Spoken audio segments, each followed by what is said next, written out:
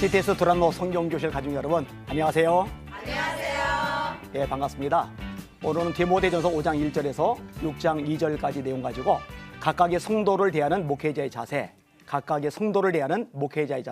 이런 주제로 함께 말씀을 생각해 보겠습니다. 사람이 다른 사람을 대할 때 사람에 따라서 사실은 지혜로운 태도가 필요하죠. 네. 자녀를 대하듯이 부모를 대하면 안 되죠. 네. 자녀는 자녀고 부모는 부모죠. 네. 그죠? 자기 아내를 대하듯이 이웃집 여자를 대하면 안 되죠. 큰일 나죠. 제가 볼 때 이보다 더 큰일 난 거는 자기 남편을 대하듯이 교회 남자 성도를 대하면 큰일 날 것 같아요. 네. 왜냐면은 자기 남편을 자꾸 구박하잖아요. 그런 식으로 교회 장로님과 남자 집사님들 구박하면 문제가 많이 생길 거예요. 네. 저마다에 따라서 대하는 방식이 조금 다른 거예요. 바울 사도가 고린도서 9장에 이런 말씀을 해요.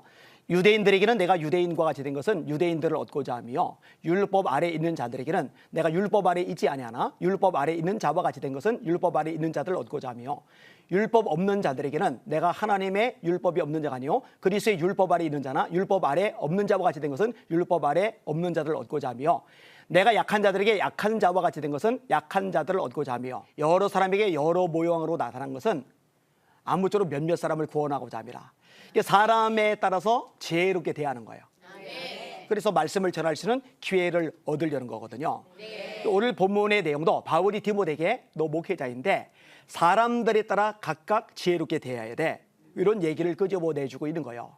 미리 앞부분만 정리해서 말하면은 늙은 남자, 그 다음에 젊은 남자, 늙은 여자, 그리고 젊은 여자, 그 다음에 과부, 그다음에 장로, 그리고 종들, 이런 각각의 사람들에게 어떻게 대해야 된다, 이런 얘기를 끄집어내주고 있는 겁니다. 네. 첫 번째 항목은 늙은 남자인데 늙은 남자를 어떻게 대하라고 말씀하느냐. 늙은이를 꾸짖지 말고 권하되 아버지에게 하듯하며, 늙은이를 꾸짖지 말고 권하되 아버지에게 하듯하며. 그래서 이제 꾸짖는다는 말은 마치 주인이 노예를 질책하듯이 함부로 거칠게 싸납게 말하는 것을 의미하는 겁니다. 그렇게 하면 안 된다는 거죠. 사실은 아무리 올바른 하나님의 말씀을 가르치는 입장이라 하더라도 그 표현의 내용이 너무 과격하거나 거칠거나 난폭하면은 듣는 사람들의 마음을 닫게 만들어요. 네. 오늘 본문에 보니까 아버지에게 하듯이. 아버지에게 막말할 아들 없죠. 네. 아버지에게 막말하면 폐륜이잖아요. 네. 아버지에게 하듯이. 그 다음에 젊은 남자를 대할 때는 형제에게 하듯이 하라. 형제는 남들보다 가깝죠. 피가 물보다 진하다는 말대로 형제이기 때문에 사실 끈끈한 정 같은 것들이 더 있을 수가 있어요. 제가 예전에 수술을 한번 크게 받은 적이 있는데 제 밑에 동생 신환이가 수술비에 보태쓰라고 500만 원을 이렇게 주더라고요. 착한 거예요?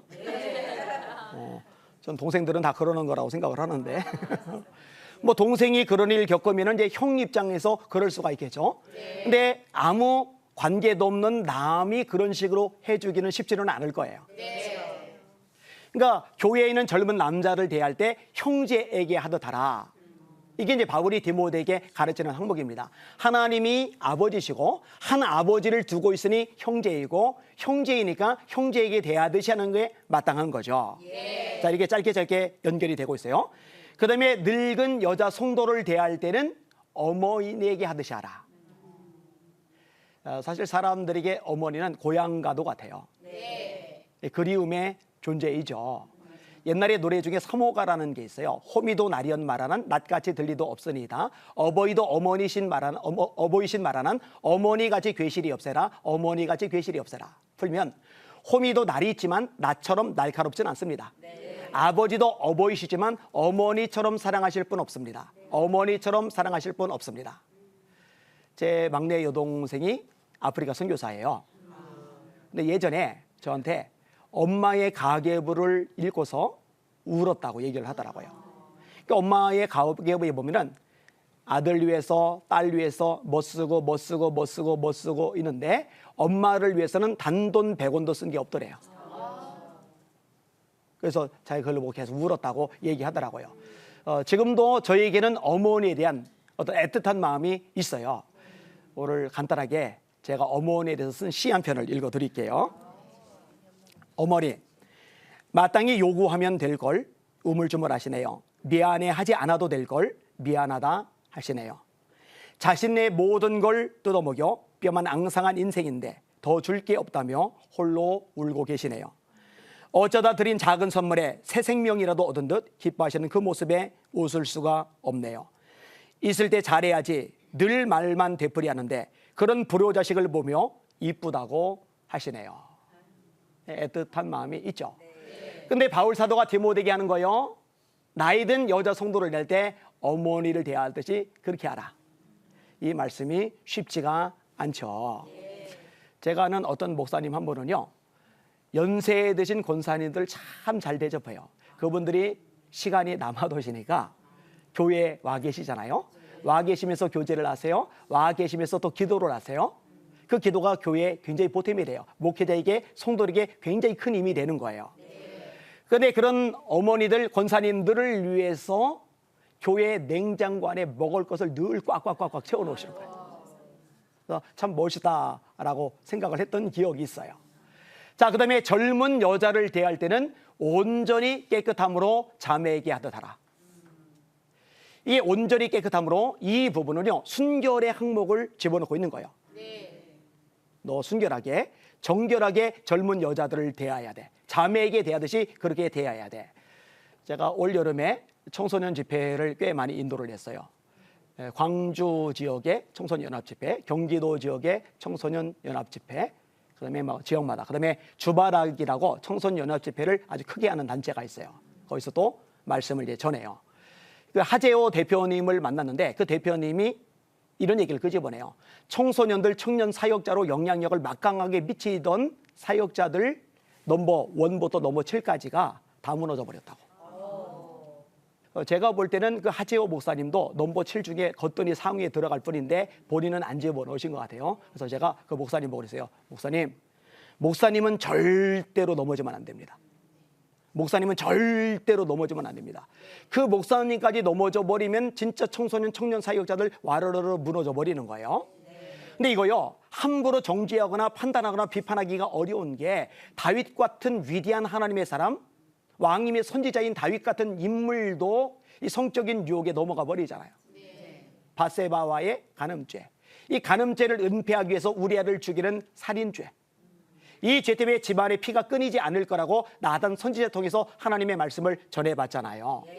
그러니까 누구도 장담할 수가 없는 거죠. 그래서 저도요, 우리 성도들 보고 부탁을 해요. 워낙 외부에서 많이 지내니까, 워낙 외부에서 많이 자니까 1년에 200일 정도를 외부에서 지내니까. 그래서 여러분이 담임 목사를 절대로 믿지 마세요. 여러분 담임 목사 믿을 만한 사람이 절대로 못 됩니다. 믿을 것은 하나님의 보호하신 분입니다. 하나님이 지켜주신 분입니다. 그러니까 여러분들이 기도해 주면은 제가 바로 서서 끝까지 달릴 수 있을 것이고, 그 기도의 끈이 끊어지면은 제가 보호를 받지 못하고 저도 유혹을 받을 가능성이 많아집니다. 그러니까 제발 좀 기도해 주셔야 됩니다. 그래서 제가 집회를 나가면은 우리 성도들 중에 26명이 집중적으로 집회를 해서 중보기도를 해요. 그 팀은 다른 기도하면 안 돼요. 다른 기도는 다른 때하고 저를 위해서만 기도하도록 만들어준 중보기도 팀이거든요. 다시 원점으로 돌아서 바울이 디모데에게 권면하는 거요, 젊은 여자를 대할 때는 온전히 깨끗함으로 자매에게 하듯 하라. 조심하라는 거죠. 그 다음에 네 번째 나오는 항목이 과부, 특별히 참 과부라고 언급을 하고 있어요. 이 항목이 생각보다 많습니다. 여러분, 구약도 그렇고 신약도 그렇고 약한 자의 대명사가 3개가 있어요. 고아, 나그네, 과부. 고아, 나그네, 과부. 사실 요즘은 고아도 나그네도 과부도 사회복지 혜택을 많이 받아요. 그런데 이 당시는 이런 혜택이 전혀 없을 시대니까 정말 약자 중에 약자인 사람들이 고아, 과부, 나그네거든요. 특히 교회 안에 과부들이 많이 있는데 이 과부들을 어떻게 대하느냐, 오늘 본문에 뭐라고 말씀하고 있느냐, 존대하라, 존대하라. 이건 이 2가지 의미를 가지는데, 하나는 존경해줘라, 또 하나는 그들의 필요를 채워줘라. 이 2가지 의미가 다 들어가 있는 거예요. 사도행전 6장에 보니까 초대교회가 이걸 참 잘했어요. 근데 이 과부를 구제하는 문제 때문에 교회가 잠깐 어려워져요. 왜냐면은 헬라파 과부들이 있고 히브리파 과부들이 있는데, 헬라파 과부들이 상대적으로 소외감을 느낀 거예요. 그래서 원망의 말이 나온 거예요. 이 원망의 문제를 해결하기 위해서 한 일이 뭐냐? 7명의 집사를 세운 거죠.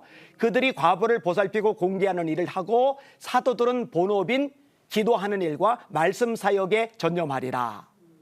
왜 집사 직분자를 세웠느냐? 이 과부들을 잘 보살피는 일을 제대로 감당하게 하려고 세웠던 직분이 사실은 집사였던 거죠. 이 과부를 돌보는 문제는 초대교회도 굉장히 중요한 요소였다는 거죠. 근데 만약에 이 과부에게 가족이 있다면 어떡하느냐? 그 자녀들이, 손자들이 먼저 해야 돼요. 만일 어떤 과부에게 자녀나 손자들이 있거든, 그들로 먼저 자기 집에서 효를 행하여 부모에게 보답하기를 배우게 하라. 효를 행하여 부모에게 보답하기를 배우게 하라. 이거 잘 가르쳐야 돼요. 너 아버지 잃고 혼자 되신 어머니에게 효를 해야 돼. 너 그동안 너에게 사랑 베풀어줬잖아. 물질로 너를 공급해줬잖아. 그거 네가 보답을 해야 돼. 이거 가르쳐 줘야 된다. 라고 바울 사도가 디모데에게 전달을 해주고 있는 거거든요. 이 효도는요, 사실 굉장히 중요한 요소입니다. 여러분 성경을 한번 찾아보세요. 하나님이 부모에게 불효막심한 사람 중에 쓰신 사람이 한 명이라도 있어요? 없습니다. 하나님이 처음에 사울을 쓰실 때 이 사울이 사무엘에게 기름 부음을 받는데 어떤 일을 하다가 기름 부음을 받았어요? 아버지 명령에 따라서 잃어버린 나귀를 찾아서 전국을 돌아다니고 있는 거예요. 아버지 말에 순종해서 전국을 돌아다니고 있는 거예요. 그러던 와중에 사무엘 만나서 기름 부음을 받았죠. 자, 요셉이 아버지 심부름으로 세겜에 가요. 형들의 안부를 물려고. 그랬더니 갔더니 형들이 없어요. 그러면은 그냥 돌아오면 돼요. 그런데요, 그냥 안 돌아와요. 아버지 말을 온전히 이루어드리려고 도단까지 찾아가요. 사람들이 알려준 거죠. 그래서 도단까지 찾아가요. 거기까지 찾아간 것 때문에 구덩이에 빠지고 묶여서 끌려가고 애굽의 노예로 팔려가고 불행을 겪지만 사실 그 일이 있었기 때문에 총리까지 된 거죠. 아무튼 건성으로 신용만 하는 요셉이 아니에요. 갔다가 나 최선 다했어. 뭐 형들 없는데 하고 돌아오는 게 아니라 기어이 도단까지 가서 아버지 심부름을 완수하잖아요. 여러분 다윗의 시편을 읽는데 이런 구절이 있어요. 내 부모는 나를 버렸으나 여호와는 나를 영접하시리이다. 시인은 시인의 상상의 선물이 아니에요. 시인의 아픔과 기쁨, 소망과 삶의 흔적 자국이 담겨져 있어요. 제 첫 번째 시집 제목이 종이에 나를 담다예요. 종이에 나를 담다. 제 삶이 이 종이 속에 시 속에 담겨져 있는 거거든요. 어느 날 그 구절을 읽다가 궁금한 거예요. 아, 이상하다. 다윗이 언제 부모에게 버림을 받았지? 곰곰이 생각해 보는데 떠오르는 장면이 있어요. 사무엘이라는 국가 지도자가 다윗의 아버지 이새를 찾아가요. 집안 제사, 집안 잔치가 열려요. 이새에게 8명의 아들이 있는데 다윗은 8번째 아들이에요. 이 집안 잔치가 벌어졌는데 7명의 아들은 이 잔치에 참석을 하고 아버지가 다윗 보고는 너 들판 가서 양치고 있어. 요거 상처가 될 수 있겠구나. 설날에 추석에 일가친척 다 모이는데 아들 하나 집어서 너는 공장 가서 일이나 해. 그러면 이게 상처가 될 수가 있겠구나. 내 부모는 나를 버렸으나 여호와는 나를 영접하시리다. 이게 그 상처의 반영일 수 있겠구나. 장담은 못해요. 제가 천국 가서 다윗에게 질문을 할 거예요. 이거 그 상처의 반영이 아니냐고. 제 말이 맞을 가능성이 저는 많다라고 믿어요. 여러분은 믿거나 말거나 여러분 자유에 맡겨드릴게요. 자, 아무튼 이런 일을 겪었어요. 그 다음에 이스라엘과 블레셋 사이에 전쟁이 벌어져요. 이 블레셋과의 전쟁에 큰아들 엘리압, 둘째, 셋째 아들이 참전을 해요. 그 다음에 아버지 이새가 이 세 아들의 안부를 물으러 아들 하나를 심부름 보내는데 넷째 아들, 다섯째 아들, 여섯째 아들, 일곱째 아들 4명의 형들이 다 있는데 4명 제껴놓고 막내 보고 너 형들한테 가봐. 여러분 위험한 전쟁터에 형을 보내지 막내 안 보내거든요. 내 부모는 나를 버렸으나 여호와는 나를 영접하시리다. 이런 것들이 반영된 거라고 제가 생각할 수 있는 근거들이 이제 그런 내용들인 거예요. 자, 그런데 다윗이 아니 넷째 형도 있고 다섯째 형도 있고 여섯째 형도 있고 일곱째 형도 있는데 왜 나 보내는 거야? 이렇게 안 해요. 기꺼이 순종해서 가죠.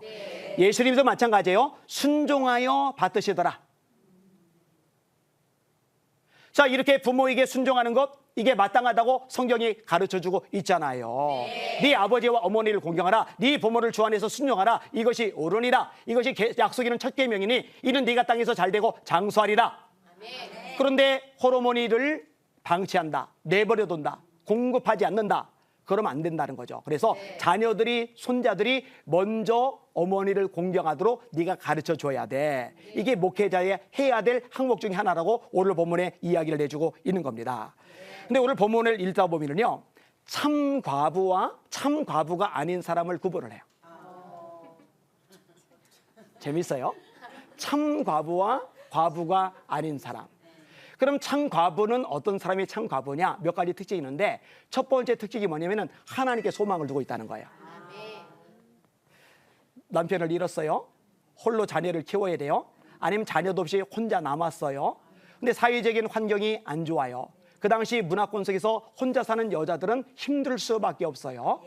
근데 이런 상황에서 절망을 하는 사람이 있을 수가 있고, 그 와중에도 하나님께 오히려 소망을 두는 사람이 있을 수도 있는데, 참 과부는 어떤 사람이냐? 절망하지 않고 하나님께 소망을 두는 사람이 참 과부다. 이렇게 이야기를 해줘요. 이렇게 하나님께 소망을 두는 참 과부의 특징은 항상 간구와 기도를 한다. 이게 오늘 본문의 내용인 거거든요. 두 번째 특징이 뭐냐? 나이가 들어야 돼요. 과부로 명부에 올릴 자는 60이 덜 되지 않은 사람. 60이 덜 되지 않은 사람. 근데 이게 요즘식으로 따지면 조금 차이가 있는 것 같아요. 요즘은 60 넘은 여자분들 젊어요. 굉장히 젊어요. 지금 아주 확신 있게 말씀하신 분은 60이 넘어가셨나요? 아니면 60이 다 되셨나요? 그런데 나이가 너무 젊으면 사실은 일할 수 있는 여지가 있잖아요. 어떻게든 살 여지가 있잖아요. 그런 거 말고 나이가 많아서 경제력이 없는 사람, 이런 사람들은 도움이 필요하다. 이런 사람들은 참 과부다. 그런 사람들을 도와주도록 해라. 이게 이제 두 번째 항목인 거예요. 세 번째 요소는 정결인데, 한 남편의 아내였던 자로서.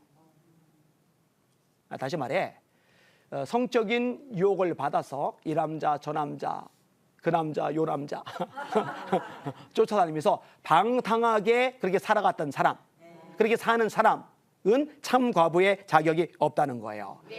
그다음에 선한 행실의 증거가 있어야 된다는데, 이 선한 행실의 증거가 꽤 여러 가지가 나와요. 그 첫 번째 항목이 자녀를 양육하는 거예요. 자녀를 방치하지 않고 돌아보고 사랑해주고 먹여주고 양육하는 거는요, 선한 행실입니다.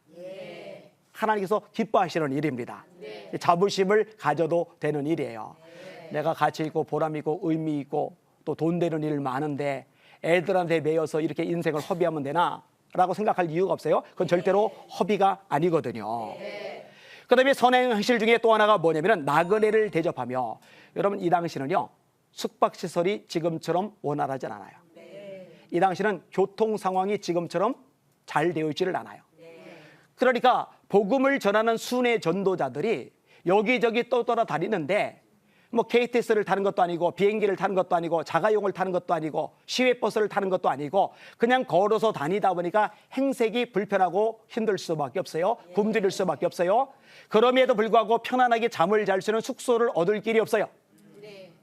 이럴 때 이런 순회 전도자들, 나그네들을 영접해서 머물게 해주는 것, 이거는 선한 행실이 되는 거죠. 사실 앞부분에 다룰 때 목회자의 자격 요건 중에도 나그네를 대접하며 요 항목이 돌아가요. 이 당시 순회 설교자들 염두에 두시면, 숙박과 교통시설 염두에 두시면은 이 구절이 좀 더 의미 있게, 좀 더 명확하게 다가올 수 있을 겁니다. 그다음에 나오는 항목이 뭐냐? 성도들의 발을 씻으며.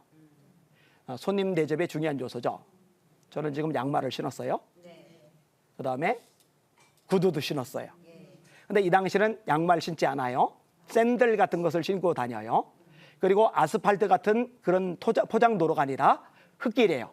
먼지가 많아요. 발이 뿌얘질 수밖에 없죠. 이런 나그네들을 영접해서 그들의 발을 씻어주는 것, 섬김을 보여주는 것, 이것은 선한 행실이다. 여러분 성경에 보면은 나그네 대접하고 잘 대접하는 사람, 아브람, 롯, 긍정적으로 평가하죠. 그 다음에 사렙다, 과부, 수넴 여성. 이 두 사람이 엘리야, 엘리사를 잘 영접해 주죠. 이걸 아름답게 성경이 묘사를 해주고 있어요. 예수님도 발을 씻기는 거 모범을 보여주세요. 어느 날 허리 수건을 두르신 거예요. 대에 물을 담으신 거예요. 제자들의 발을 하나씩 씻어주기 시작을 하세요. 베드로가 또 튀어나와요. 제 발은 물 씻깁니다.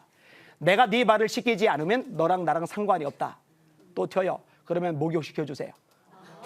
이미 목욕한 자는 발밖에 씻을 것이 없다. 이게 다 닦아주신 다음에 주님이 이렇게 말씀하세요. 너희가 나를 주 또는 선생이라니 너희 말이 옳도다. 내가 주 또는 선생이 되어 너희 발을 씻겼으니 너희도 서로 발을 씻기는 것이 마땅하니라. 내가 너희에게 행한 것 같이 너희도 행하게 하려 하여 너희에게 본을 보였노라. 왜 주님이 그것을 행하셨느냐? 내가 너희에게 행한 것 같이 너희도 행하게 하려 하여 너희에게 본을 보였노라. 네 발 너무 더러워. 네 발 냄새나. 꼴이 그게 뭐야? 그리고 지적질 하는 거는 쉬워요. 내 냄새 나기 때문에, 더럽기 때문에 내 허리를 숙이는 것, 내 손에 물을 묻히는 것, 그리고 그 발을 정성 다해 닦아주는 것은 성숙한 신앙인만이 할 수가 있는 일입니다. 과부인데 선한 행실의 증거가 있는데 그 증거 중에 하나가 뭐냐? 이렇게 섬김의 삶을 사는 모습이에요. 이게 아름다운 모습인 거죠. 그 다음에 나오는 항목이 뭐냐? 환난 당한 자들을 구제하며. 어렵고 힘들고 가난하고 지치고 피곤에 겨운 사람들이 많죠. 이런 사람들을 구제해 주는 게 선한 행실이라는 거죠. 여러분, 하나님이 고넬료에게 천사를 보내세요. 이 천사가 고넬료에게 이렇게 말씀하세요. 네 기도와 구제가 하나님께 상달하신 바 되었다. 네 기도와 구제가 하나님께 상달하신 바 되었다. 여러분, 기도가 상달되는 거는 다 알아요. 하나님이 기도를 들어주시죠. 계시록에 보면은 성도들이 드리는 기도가 하나님 앞에 향으로 이렇게 올라가요. 그런데 천사가 이 고넬료에게 하는 말을 보면 기도만 하나님께 올라가는 게 아니라 구제하는 것도 하나님께 올라가는 거예요. 성경에 보면 이 구제를 어떻게 묘사를 하느냐? 하나님께 구워드리는 거라고 묘사를 해요. 그러니까 내가 구제를 하면은 하나님께 구워드려요. 하나님은요, 완벽하게 갚아주세요. 원금 상실 안 됩니다. 이자도 넉넉하게 쳐서 주십니다. 그러니까 이 구제가 굉장히 가치가 있는 일이거든요. 다비다라고 있어요. 다른 이름은 도루가인데 과부예요. 이 과부가 죽었을 때 베드로가 가서 보니까 다른 과부들이 막 울어요. 굉장히 슬퍼해요. 그러면서 보여주는 게 있는데 이 다비다가 지은 옷들, 그 당시에는 옷감이 지금보다 귀합니다. 속옷을 가지고자 하는 자에게 겉옷까지도 내어주라. 예수님이 이 말씀을 하시는데 요즘 시대에서 야, 네 속옷 나 좀 줘, 이런 얘기 아무도 안 해요. 속옷 돈 조금 주면 사는데 흔한데 굳이 남의 속옷을 뭐하러 가지려고 그래요. 근데 이 당시는 옷감이 너무 귀하다 보니까 속옷 나 줘, 이렇게 말할 수가 있는 거예요. 그래서 속옷을 가지고자 하는 자에게 겉옷까지도 줘라. 예수님이 그 말씀을 그런 문화 배경 속에서 설명을 하신 거거든요. 그러니 옷감이 너무너무 귀하고 가난한 사람이 옷감을 구하는 것은 너무너무 어려운 일인데 이 다비다가 하는 일이 뭐냐? 나는 남편이 없어, 나는 외로워, 나는 힘들어, 나는 지쳤어, 슬퍼만 하고, 아니면 엉뚱한 일이나 하고 다니고 그러지 않고 내가 가난한 사람 도와줄 수 있는 방법이지 내 손으로 옷을 만들자. 그래서 이 옷을 열심히 만든 거예요.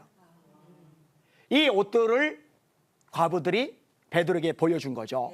이게 선한 행실인 겁니다. 여러분, 이런 선한 행실 하나님이 기뻐하세요. 뒷부분하고도 연결되는데 모든 선한 일을 행한 자라야 할 것이요. 마태복음 5장 16절에 주님이 이렇게 말씀하십니다. 이같이 너희 빛을 사람 앞에 비치게 하여 저희로 너희 착한 행실을 보고 하늘에 계신 너희 아버지께 영광을 돌리게 하라. 사실 저는요, 기독교인인 것에 대해서 자부심이 많아요. 사실 기독교가요, 구제하는 일, 사회봉사하는 일 정말 잘합니다. 세계적인 구호단체가 우리나라에 많죠. 월드비전, 그거 기독교 단체죠. 기아대책, 그거 기독교 단체죠. 컴패션 같은 단체. 여러분, 대부분이 기독교 단체입니다. 이거 하나님이 기뻐하실 일이에요. 선한 일입니다. 갈라디아서 6장 9절입니다. 우리가 선을 행하되 낙심하지 말지니 포기하지 아니하면 때가 이름에 거두리라. 그러므로 우리는 귀에 있는 대로 착한 일을 하되 더욱 모든 이에게 착한 일을 하되 더욱 믿음의 가정들에게 할지니라.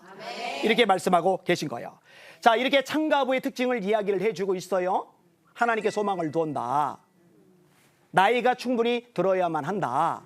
정결해야만 한다. 그리고 선한 행실의 증거들이 있어야 한다. 이렇게 네 가지 항목이에요. 그러면 참 과부가 아닌 사람들은 어떤 특징이 있느냐? 이렇게 말씀을 해요. 향락을 좋아한다. 향락을 좋아하는 자는 살았으나 죽었느니라. 아까 정결이란 말과 대비되는 거요. 세상 쾌락을 쫓아서 인생과 시간과 삶을 낭비하는 사람. 이 사람은 참과부에 해당되지 않아요. 그 다음에 젊은 과부. 젊은 과부는 올리지 말아라. 충분히 자기 손으로 일을 해서 벌어먹고 살 수 있는 사람, 이런 사람들은 과부의 명단에 올리지 말아라. 이렇게 얘기를 해주고 있는 거예요. 그 다음에 게으른 사람.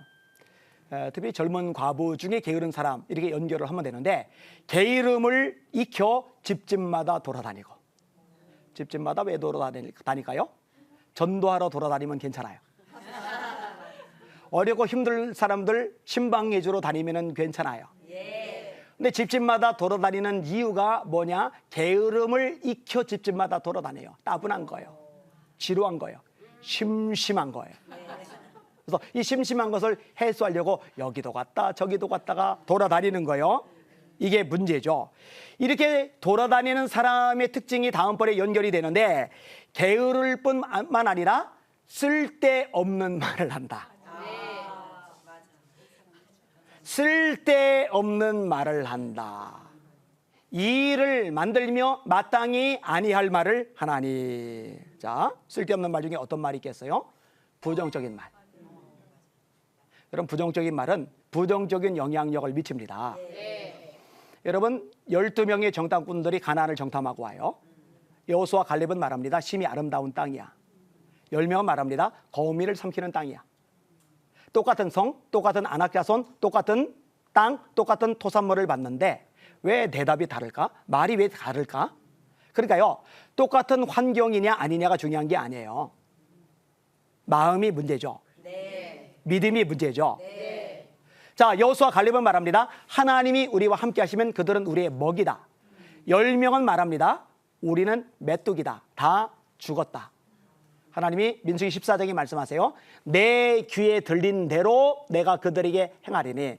이게 대학 때 저에게 영향력을 강력하게 미쳤어요. 하나님은 당신에게 들린 대로 행하시는구나. 그러면 내 입에서 부정적인 말을 빼버려야 되겠구나. 그 다음부터 오랫동안 작업을 해요. 나는 팔이 하나 없어. 우리 아버지는 알코올 중독자야. 우리 집은 판자촌 가난해. 나는 학교는 1년 꿇었어. 나는 어울리지 못하는 왕따야. 이런 식의 말을 싹 뽑아버려요. 개척을 할 때도 마찬가지예요. 우리 교회는 지혜학교회야. 장마철에 물 보내야 돼. 쥐들이 돌아다녀. 17마리 잡아냈으니까. 이런 얘기 안 하는 거예요. 왜냐면 하나님이 당신에게 들린 대로 그대로 행한다고 말씀하시니까. 자, 문제는 뭐냐? 이 10명의 부정적인 말이 백성들 전체를 전염시켜버린 거예요. 온종일 울어요. 하나님이 뭐라고 말씀하느냐? 믿음으로 반응한 여호수아 갈렙 외에는 아무도 가나안 땅에 들어가지 못한다. 20대 이상은 아무도 못 들어간다. 20대 이하만 들어간 거예요. 그러니까 이 일을 만드는 거죠. 부정적인 말을 함으로써. 부정적인 말, 쓸데없는 말이에요. 아니해야 될 말이에요. 그 다음에 원망의 말, 불평의 말, 투덜거리는 말, 그리고 굉장히 중요한 요소가 하나가 있는데 남의 뒷담화하는 말. 여러분, 그 당사자가 들었을 때 마음 상하고 기분 나쁠 것 같은 얘기라면요, 그 당사자가 없을 때 끄집어내면 안 돼요. 이거 죄입니다.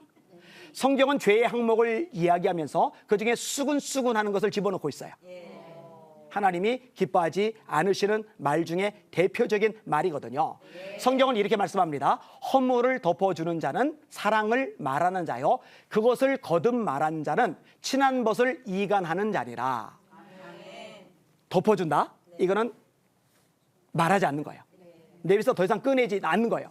요 사람 속에는 사랑이 있다라고 성경이 가르쳐주고 있어요. 근데 그것을 자꾸 입으로 끄집어내는 거, 자꾸 말로 내놓는 거, 이것은 이간질하는 자다. 마귀가 이간질하는 자인데 바로 그 마귀의 하수인 역할을 하는 일이 뭐냐? 남에 대해서 수군거리는 말이거든요. 이거 바람직하지 않은 말이에요. 이런 말 하는 사람, 이게 참 과부가 아닌 사람의 특징인 거예요. 그래서요, 이런 과부에게, 이 젊은 과부에게 어떤 충고를 하느냐, 굉장히 현실적인 충고를 하는데, 시집 가서 자식 낳아라. 여자들은 남편이 생기면 바빠져요. 게다가 애기들 생겨봐요. 게으름 피울 여유 없어요. 요즘 친정 엄마들이 딸이 낳은 아들과 딸, 다시 말해 손주들 봐주는 경우가 많아요. 저에게도 그런 할머니들이 많은데 와, 정신 못 차리게 바빠요. 저희 교회 야유회를 가는데 시합을 벌이는 거예요. 누가 먼저 공휴일을 점유하는지. 그래서 할머니 되신 분이 아들 며느리 만나자마자 이번 공휴일 날은 교회 야유회 간다. 왜냐면 그렇게 안 하면은 이 아들 며느리가 찾아온 목적이 명확하거든요. 우리 애들 좀 봐주세요. 공휴일이니까 어머니 일 안 나가시니까 우리 애들 좀 봐주세요. 그거 이제 미리 차단을 해버린 거예요. 그리고 따라오셨다고 얘기하더라고요. 그러니까 게으름 피우지 않기 위해서 시집 가서 자녀나. 그럼 바빠질 거야. 그러면은 엉뚱한 일 하고 다닐 여유조차도 없을 거야. 이런 실제적인 교훈들을 이야기해 주는 거예요. 그러면은 굳이 참과부와 참과부가 아닌 사람을 이렇게 구분하는 이유가 뭐냐? 왜 이런 항목들까지 구구절절 바울 사도가 목회자인 디모데에게 설명을 해주느냐? 이유가 있어요. 그래야 공평하게 이 지원이 이루어질 수가 있거든요. 말이 안 나오고 시시비비가 생기지 않을 수 있거든요.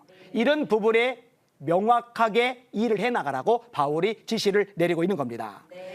자, 그 다음에 어떤 이야기들이 나오느냐? 장로들에 대한 이야기가 나옵니다. 17절 보시면은 잘 다스리는 장로들은 배나 존경할 자로 알되 말씀과 가르침에 수고하는 이들에게는 더욱 그리할 것이니라.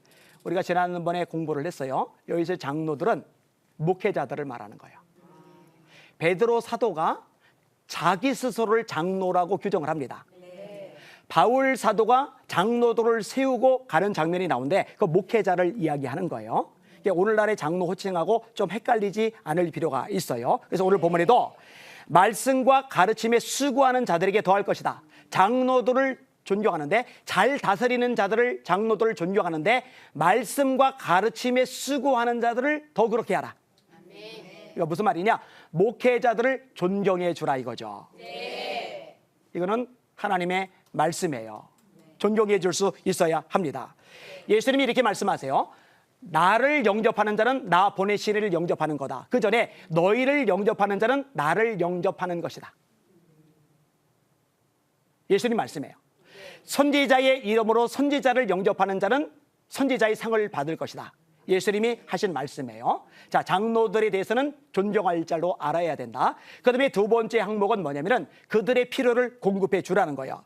성경에 일렀으되 곡식을 밟았다는 소의 입에 망을 씌우지 말라였고, 또 일꾼이 그 싹을 받는 것이 마땅하다. 이 일꾼이 그 싹을 받는 것이 마땅하다.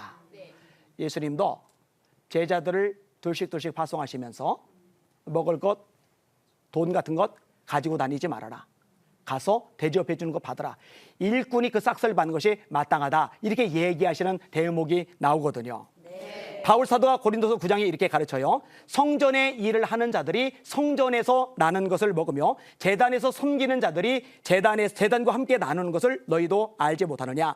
이와 같이 주께서도 복음 전하는 자들이 복음으로 말미암아 살리라 명하셨느니라. 요즘 이제 목회자 이중직에 대한 이야기가 많이 나와요. 그래서 어떤 사람들은요, 이렇게까지 인터넷상에 막 글을 올려요. 목회자도 일을 다녀야 된다. 그래야 성도들이 얼마나 힘들게 일하는지 알아서 성도들에게 필요한 메시지를 제대로 전달할 수 있는 거다. 이게 상당히 지혜로운 말 같지만 사실은 인본주의적인 말입니다. 바람직하지 않은 말입니다. 여러분, 사도들이 하던 일 중에 구제하는 일이 있었어요. 그것 때문에 논란이 벌어졌다고 말씀을 드렸잖아요. 집사를 세운 목적이 뭐냐? 그 구제하는 일들조차도 교회 직분자들에게 맡겨서 그들이 하게 하고, 사도들은 본업에 집중하는 거예요. 그게 뭐냐? 기도하는 일과 말씀 사역에 전념하는 거예요.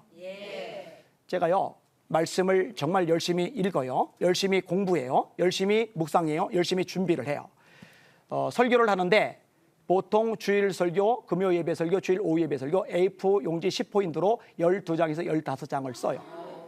새벽 예배는 A4 용지 10포인트 5장 정도를 제가 써요. 솔직히 말해서 이제는 목회 경력도 꽤 되고 성경도 웬만한 구절 암송을 하고 있기 때문에 성경 하나만 들고 올라가도 사실은 설교할 수 있어요. 원고 거의 안 보고 설교를 하니까. 그런데 그럼에도 불구하고 원고를 다 써요. 제가 기본적인 임무라고 생각하기 때문에 그래요. 그리고 하루에 기도할 분량이 있는데 평균 4시간 이상은 매일 기도를 해요. 지난번에 한번 얘기를 드렸죠. 그리고 성도를 보살펴야 되는데 이 일만 정말 목을 걸고 죽어라고 하는데도 늘 시간이 쪼들리고 어려워요.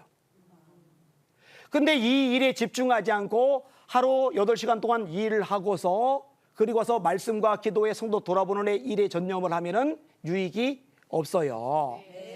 자, 초대교회 논란이 일어나고 사도들은 기도하는 일과 말씀 사이에 전념을 하고 그 다음에 어떤 구절이 나오느냐, 하나님의 말씀이 흥왕하여 세력을 더하니라. 허단 제사장의 무리도 이 도에 복종하니라. 말씀이 흥왕해지는 거예요.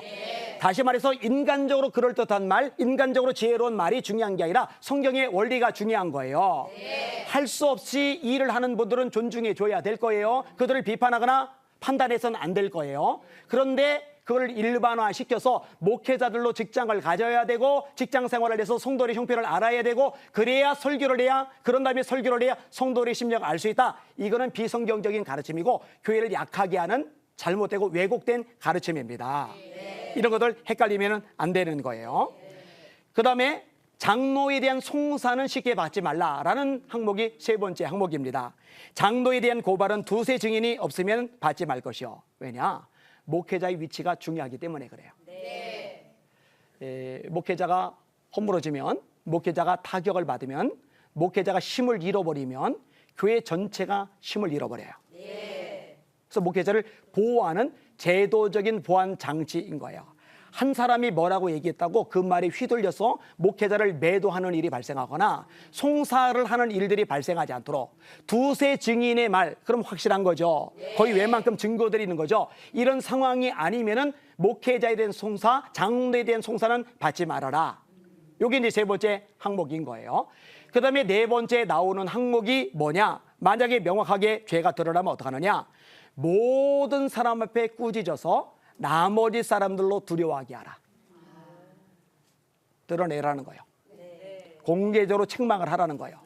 그래서 다른 사람들이 정신을 차리도록, 죄를 짓는 것에 두려움을 느끼도록 네가 해줘야 된다. 이 얘기를 끄집어내는 거예요. 자, 오늘 본문의 구절을 보면은 늙은 남자, 젊은 남자, 늙은 여자, 젊은 여자, 참 과부, 장로, 그 다음에 이제 뒤에 종들 나오는데 이 종들 얘기 나오기 전에 하나가 삽입이 되어져 있어요. 그 내용이 뭐냐? 디모데에게 권면하는 내용이에요. 이 얘기를 다루고 종들 얘기 마저 하겠습니다.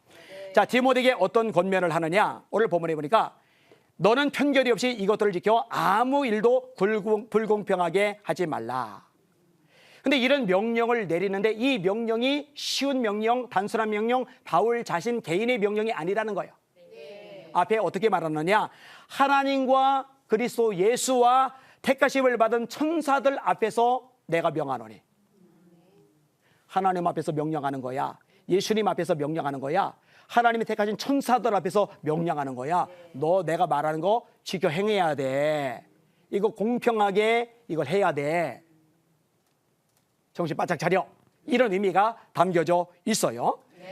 그 다음에 경솔하게 안수하지 말라. 아무에게나 경솔히 안수하지 말고, 이 안수는 목회자를 세우는 행위예요. 대충 목회자 세우면 안 돼. 그 얘기 하는 거예요. 우리가 한참 전에 목회자의 자격 요건을 다룰 때 얼마나 까다로운지를 우리가 봤어요. 심지어는 집사를 세울 때도 시험해보고 책망할 것이 없으면 그 다음에 세워라. 함부로 직분 세우면 안 돼요. 그 교회를 망가뜨리는 요인이 돼요. 초대교도 집사를 세울 때 성령 충만하여, 성령과 지혜가 충만하여 칭찬 듣는 사람 7을 택하라. 성령과 지혜가 충만하여 칭찬 듣는 사람 7을 택하라. 그러니 목회자는 얼마나 까다롭겠어요. 그러니까 경솔하게 아무나 목회자 세우지 말고 정말 신중하게 네가 목회자를 세워야 돼. 그 이야기를 하는 거예요. 그리고 자신을 정결하게 지켜라. 다른 사람의 죄에 간섭하지 말고 다른 사람의 죄에 참여하지 말고 같은 의미예요. 네 자신을 지켜 정결하게 하라.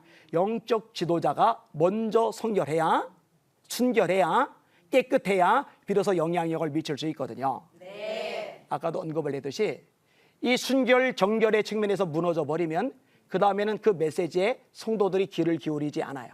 네. 저는 사실 되게 속상해요. 그렇게 청년들을 동력화시킬 수 있는 목회자들이 그렇게 많지는 않은데 참 아깝다라는 생각이 너무너무 많아요.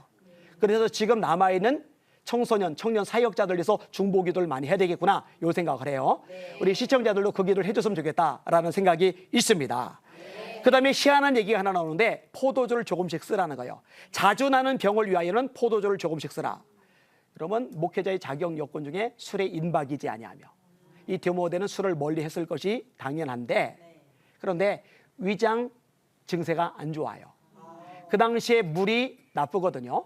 끓이지 않은 물을 마시다가 위장이 더 안 좋아질 수 있는데 도수가 낮은 포도주는 이미 알코올 때문에 소독 효과가 있어서 위에 문제가 생기지 않아요. 그러니까 약으로 너 포도주 먹어도 되니까 포도주를 써라.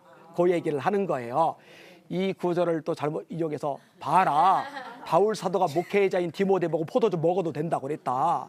그러니까 목회자 포도주 좀 마셔도 되지. 성만찬 아닐 때 목사님들 모여서 포도주 한 잔씩 마시고 취한 김에 그냥 뛰쳐나와서 엉뚱한 일을 하고 이러면 안 되는 거죠. 그런 차원이 아닌 거예요. 다시 원점으로 돌아가서 종들 얘기 마지막 부분 다루겠습니다. 이 종들에게 어떤 이야기 하느냐. 상전을 공경할 자로 알아라.